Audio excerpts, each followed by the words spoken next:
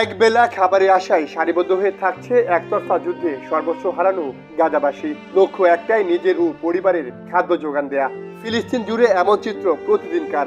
এক মাসের বেশি সময় সীমান্তে খাদ্য সহায়তার ট্রাক আটকে থাকায় খাবার, ওষুধ সবকিছুতেই মারাত্মক সংকটে গাজাবাসী। সেই সঙ্গে ইসরায়েলি দমনপীড়ন তো আছেই।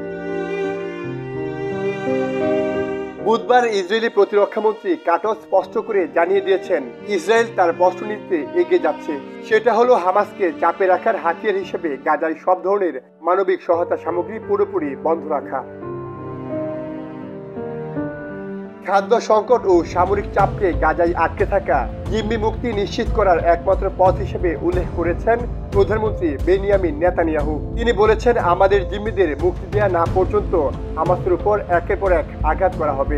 এছাড়া কোনো ধরনের সহায়তা ট্রাক প্রবেশ করতে দেয়া হবে না। এমন পরিস্থিতিতে গেল এক মাসে আরো প্রায় 5 লাখ বাসিন্দা গাজা ছেড়ে গেছেন। জাতিসংঘ বলছে, চলতি বছরের 18 মার্চ হামাসের সঙ্গে স্বাক্ষরিত যুদ্ধবিরতি ভেঙে নতুন করে গাজায় হামলা শুরু করে ইসরায়েল। এরপর থেকে এখন পর্যন্ত প্রায় 5 লাখ মানুষকে বাস্তুচ্যুত করেছে দখলদার ইসরায়েল। স্বাস্থ্য মন্ত্রণালয়ের তথ্য অনুযায়ী 2023 সালের অক্টোবর থেকে ইসরায়েলে গণহত্যামূলক আগ্রাসনে মোট নিহতের সংখ্যা পৌঁছেছে 51,000-এ। সর্বশেষ একদিনে আরও 25 জনকে হত্যা করে ইসরায়েল।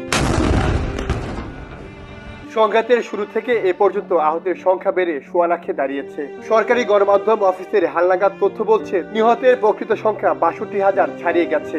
অনেক মানুষ এখনো ধ্বংসস্তূপের নিচে এবং রাস্তায় পড়ে আছে, কিন্তু তাদের কাছে পৌঁছতে পারেনি উদ্ধারকারীরা।